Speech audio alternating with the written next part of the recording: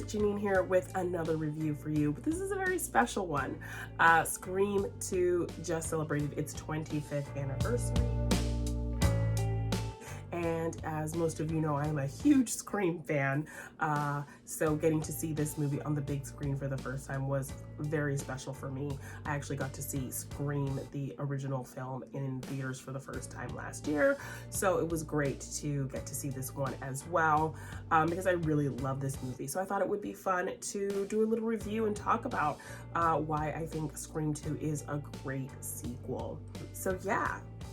Let's talk about Scream 2. I absolutely love this sequel. I think it's really smart in terms of knowing what a sequel needs to do, and it definitely ups the ante in a lot of the things that we loved about the first film.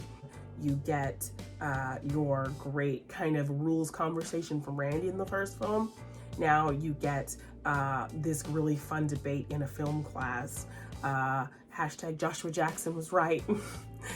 And then you get this great kind of back and forth dialogue between Dewey and Randy about kind of figuring out who suspects are and things like that. So you get kind of more in-depth, fun conversations that are very kind of meta and calling out kind of the rules of a sequel now in terms of the horror kind of genre.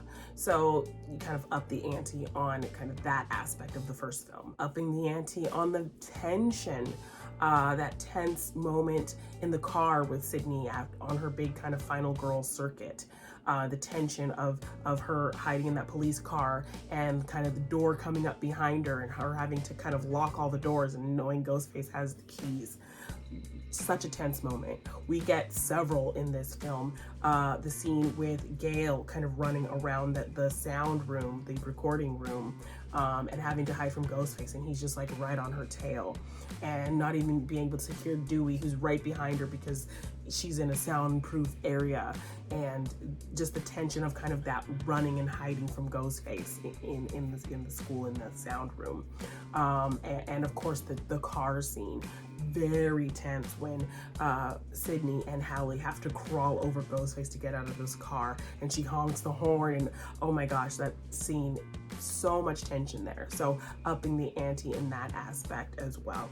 Love the kind of heavy featuring of POC characters, of Black characters. We open the film with some Black characters, and while yes, most of them die, they are given something to say and something to do, which I really appreciate. We get a really kind of fun, interesting dialogue between Maureen and Phil at the beginning of the film about, you know, Blacks in horror. So like, you know, even though they do get killed, they are having really thoughtful, interesting conversation that you want to kind of listen to and you're not bored with and you're kind of intrigued by, and so they give them a bit of personality, and we get to sit with this couple in enough time that we kind of enjoy them and we like them, and we're really kind of interested in what they have to say and their point of view in addressing, you know, how Black people are portrayed in horror films and that kind of stuff. So I love that we got like that kind of Black kind of perspective on things with these two first characters. Again, another moment of upping the ante with the opening. The Drew Barrymore opening was epic and amazing. This just takes it up to a next level. Not to say that it's better, but it takes up, you know, the stakes of it and makes it so much kind of more insane and hectic.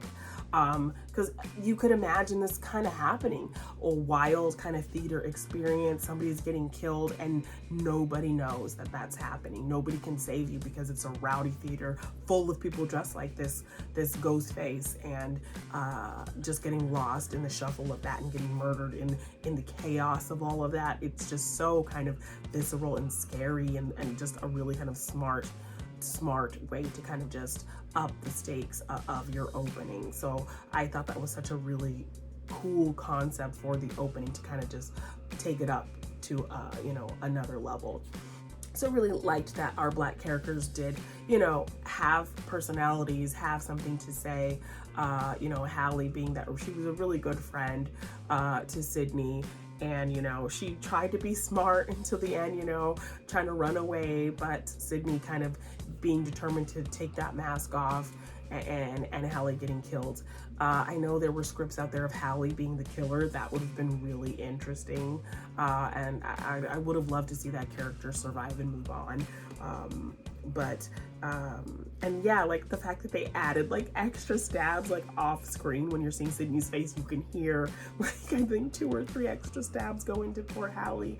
So really was sad to see her go, but loved kind of her personality throughout and being that support for Sydney and making her laugh, and you know, being just kind of that sassy kind of attitude, and you know, having her own kind of goals, and they made her a full formed character, and even though that you knew she was gonna die, they still, you know, made her a full character that you could like and root for and care about, instead of just making her really disposable. We don't really know anything about her, or she's just very generic. So I like that they gave her personality. And then Joel. Awards, props to Joel for being the smartest person in a Scream movie, because he knew when to get the fuck out of there, and he got the fuck out of there, and then he came back when everything was done. So I will always praise Joel, and he's hilarious. He brings a lot of the comic relief in this movie. I was seeing it in theaters for, I don't know, the umpteenth time, and things he was saying was still making me laugh out loud. You know, LOL for sure from some of Joel's lines. We get the amazing introduction of Dewey's character with the Broken Arrow music, and you know, yes, the first time we hear that music, and it was written for John Travolta's introduction in the movie Broken Arrow, but it will forever be Dewey's theme. It just fits so well with him, and I can't hear that music and not think of the character of Dewey. So bringing that in for him just kind of made this little bit of iconic moment in my mind for that character. The chemistry with him and Courtney Cox was great. Really fun dynamic, and kind of their little arguments and then their little cute moments that just were all kind of peppered in at the right times of the film, so it wasn't taking away from anything. And yeah, they were just very kind of electric together, as I think this is when they actually first started dating, when they were on this movie. So the chemistry is very visible, and I absolutely love that. Just love the Derek character. People complain about him and think he's kind of dull and boring, but I kind of liked that he was a little bit boring and simple, because he made Sydney feel safe. And Sydney needed that. I think she just needed some calm and some simple. People hate the cafeteria scene. I love the cafeteria scene, because well, how often do we get to see Sydney smile? How often do we get to see Sydney be happy, have someone wanting to make her happy and thinking about her and only her? We never get that. So to see Sydney have a happy moment, have a sweet moment where she's giggling and laughing and being happy, and not having to be this strong, brave person fighting for her life, crying over her traumas, that was really great, because you love this character and you want the best for this character. So for her to just get this nice moment of levity and love and calm and happiness was so sweet to see. And you know, he gives her those letters, and then it always just makes my heart like just smile, and also kind of break a little bit when I see her still wearing that necklace for protection in Scream 3. It really just shows Derek meant something to her. So yeah, people complain that he's boring, but I always saw him as, you know, just a very kind of strong beacon for her, somebody who was safe, someone who was protective, someone who could be a calm for her in all of kind of this chaos, because he was just very uncomplicated. And I feel like Sydney deserved uncomplicated, and Derek was very much that. So I think she needed a character, a person, a personality like that. And so that's why I love the Derek character in terms of what he was able to give to Sydney, just giving her that smile, because we never get to see Sydney smile. So I always appreciate the Derek character for that. My biggest gripes always is just like Mickey being so obvious as the killer. Like, you watch, he has a video camera, he's filming. So kind of knowing that he's filming things is all a huge cue. The fact that he's constantly trying to plant seeds of who could be the killer, You know, he implicates Randy at a certain point. He's implicating Derek at points. So there are several moments where he's kind of trying to pepper in who the killer could possibly be to people, and like not in a kind of conversational fun way like Dewey and Randy were doing, but in a very much like he's planting a seed. He's there with Sydney in a vulnerable moment and just kind of trying to say, oh, you know, really weird, why would Derek go back in that house? You know, that kind of thing, which just made it very obvious. And then there's a certain point where he just disappears for a big chunk of time in the film, so it's very obvious it's him.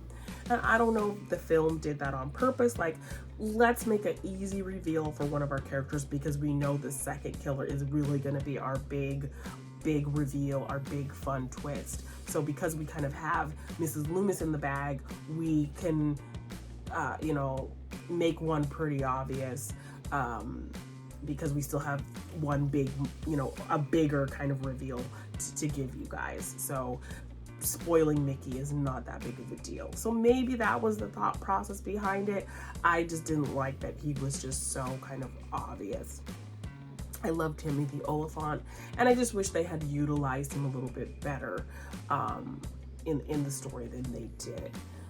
Because yeah, the Mickey character was just kind of all over the place for me. I wanted him to kind of be more focused and less obvious, and kind of, you know, see him be more of a friend to Sydney, so that turn when it happens feels more of a betrayal. But he seemed already kind of very insensitive to kind of things that people were going through. He kind of was peppering blame on other people to kind of plant these seeds of, oh, well, maybe it could be this person or that person. So he was just very obvious as the killer, and I wanted it to be a little bit more of a surprise. So, but yeah, maybe it was generally just like, well, we know we have Mrs. Loomis. That's going to be the big reveal that everyone's talking about. So we can make Mickey a little bit obvious in terms of the killer reveals. Sydney is such a badass. Like, we see her actually like physically fighting, punching, kicking, you know, and I love that for her. I love that Wes Craven likes to write strong female characters. Wes Craven has given us two of the most amazing final girls in final girl history. So the fact that he made Sydney so strong here, and also like the great conversation she has with her drama teacher, and he reminds her that she's a fighter. I think that was, you know, that's a kind of a slow scene that breaks things up, but I like that they have that conversation. And I believe David Warner is the teacher. I think he just recently passed away. Great in, you know, horror kind of history of his own. Loved him in The Omen. And so to see him kind of come into this film and play this teacher who kind of gives her this motivation to keep going, and reminding her that, and giving her that confidence to believe that she's a fighter, I think that's just kind of something in her toolbox that she pulls out later at the end, and she's just kind of so cold-blooded and over all of this shit. And I love when she kind of gets to that point, like her just shooting Miss Loomis in the head just in case, and tossing the gun and walking off like, I'm done, I'm so done. Yeah, and even her having the courage to just want to be like, it's not going to be over until I know who it is, and her wanting to go back and pull that mask off. Just love her determination, love her strength. How she even plays that vulnerable, that scene when they're at the sorority and Cece's just been killed and Ghostface has just chased her, and Derek gets cut, and she, you know, sees Derek hurt, and she's had to just deal with Ghostface, so now she knows he's back, it's official.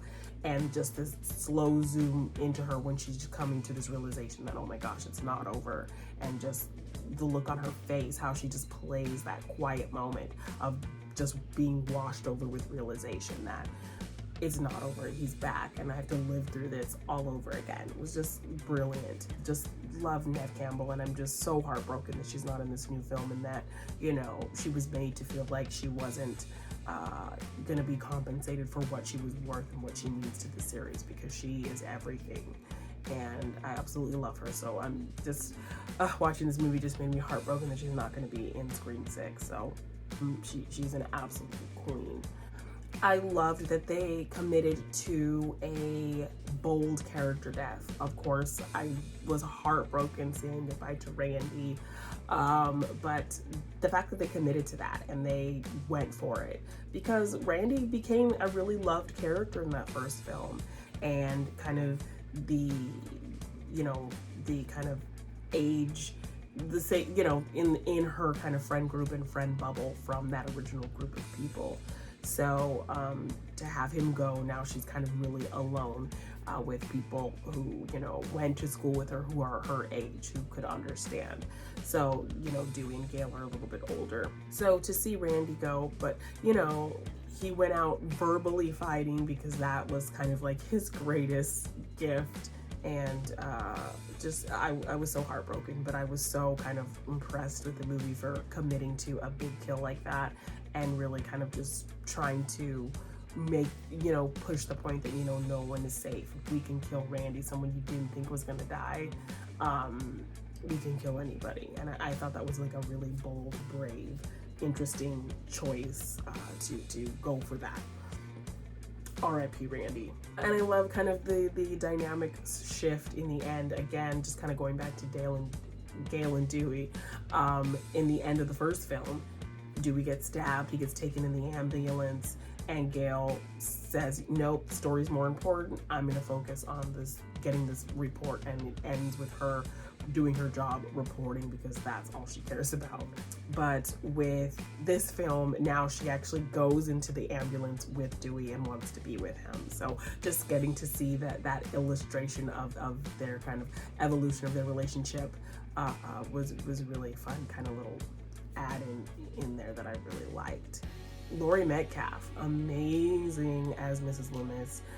She sells it, but just the pain of losing her son, the pain of what Sydney's mother did to her family, and you feel that vengeance. And when she's monologuing, you don't care that it's dumb. You just like, oh, you just know that she's just kind of needs to have Sydney hear everything she needs to say to her before she takes her out. And that's what it feels like, more than her kind of doing mustache twirling monologuing. She needs Sydney to know, you know, how hurt she was, and you know, how she, you know, wants to get this vengeance for her son, and she needs Sydney to know this, and you kind of understand that, so you don't kind of feel like she's just kind of, you know, doing the typical villain thing. She's just great, and how she kind of played it off as this annoying Debbie Salt character for the whole movie, and you really don't suspect her, only for her to kind of snap this switch and then have this whole plan to even betray her partner in crime in Nikki, and just how kind of bold she is with everything. So Laurie Metcalf gave a great performance as this character, and you really kind of believed her pain and believed her kind of crazy. And I love the simplicity of her motive, like, you know, it matches her son's, and so you feel like, yes, he could have come from this woman. So yeah, just a great movie all around. Just again, I love the abundance of POC representation, and that they took the time to flesh them out and make them actually real characters. The relationship between Dewey and Gail, seeing Sydney be a badass and seeing her get to be happy in moments. The bold character death with Randy, taking the chance on that. Just so many amazing things, so many more tense moments that really kind of upped the ante that a sequel is supposed to do. Just really love this movie. 2 is so great. Like, I kind of switch between Scream and Scream 2 kind of being my number 1 sometimes, because this movie is just so great. Like, it's a great solid sequel, a great follow-up. Things would kind of go sideways with 3, particularly because it wasn't written by Kevin Williamson. But yeah, I always have a lot of fun with this film, and I'm glad I got to see it on the big screen for its 25th anniversary. Yeah, this was just a fun little kind of retro review, just on something that I love and something I got to kind of experience in a different format. Oh yeah, that's pretty much it for Scream 2. What are your thoughts on Scream 2? What's your favorite Scream movie? What's your favorite scary movie? Leave it in the comments below. Like, share, subscribe, do all of the things. This was a little bit of a long review because I just had so much to say about this movie because I absolutely love it and I love this franchise. I get so excited about it. So always lots to say on Scream. I could talk even longer about Scream, but absolutely love seeing this on the big screen. So yeah, guys, thank you so much for checking out this review. Like I said, like, share, subscribe, do all of the things. Check out our other things going on this channel. Check out the It's a Wonderful podcast feed. Find me on Twitter at Jeannine_. Find me on Instagram and TikTok at Jeannine_. All kinds of fun things. So please, thank you guys for checking this out, and we'll see you in the next one.